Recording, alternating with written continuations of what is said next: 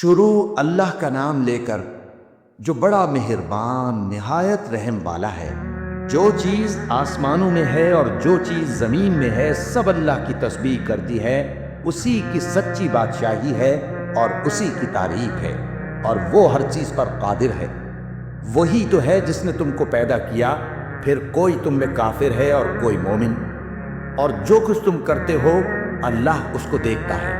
اسی نے آسمانوں اور زمین کو حکمت سے پیدا کیا، اور اسی نے تمہاری صورتیں بنائیں اور صورتیں بھی اچھی بنائیں، اور اسی کی طرف تمہیں لوٹ کر جانا ہے۔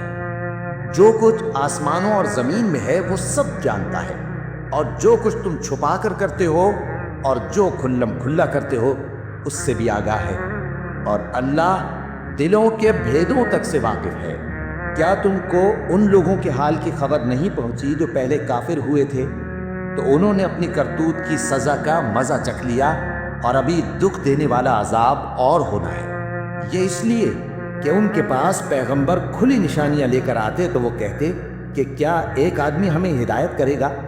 تو انہوں نے ان کو نہ مانا اور منہ پھیر لیا، اور اللہ بھی بے نیاز ہو گیا، اور اللہ بے نیاز ہے، لائق حمد و ثنا ہے۔ جو لوگ کافر ہیں ان کا اعتقاد ہے کہ وہ دوبارہ ہرگز نہیں اٹھائے جائیں گے۔ کہہ دو کیوں نہیں؟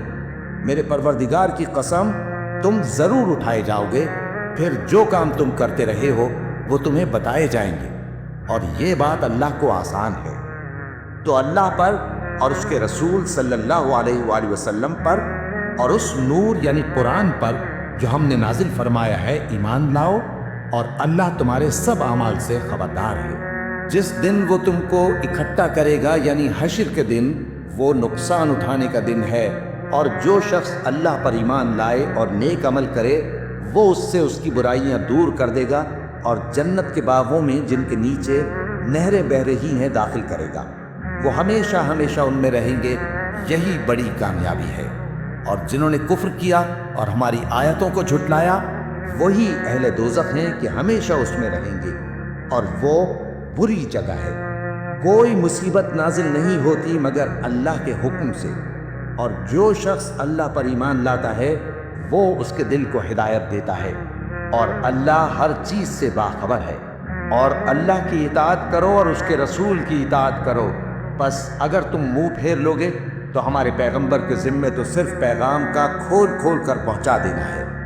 اللہ جو معبود برحق ہے اس کے سوا کوئی عبادت کے لائق نہیں، تو مومنوں کو چاہیے کہ اللہ ہی پر بھروسہ رکھیں۔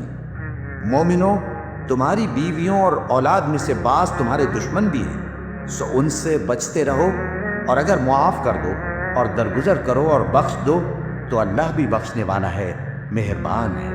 تمہارا مال اور تمہاری اولاد تو آزمائش ہے، اور اللہ کے ہاں بڑا اجر ہے، سو جہاں تک ہو سکے اللہ سے ڈرو اور اس کے احکام کو سنو، اور اس کے فرمانبردار رہو، اور اس کی راہ میں خرچ کرو، یہ تمہارے حق میں بہتر ہے۔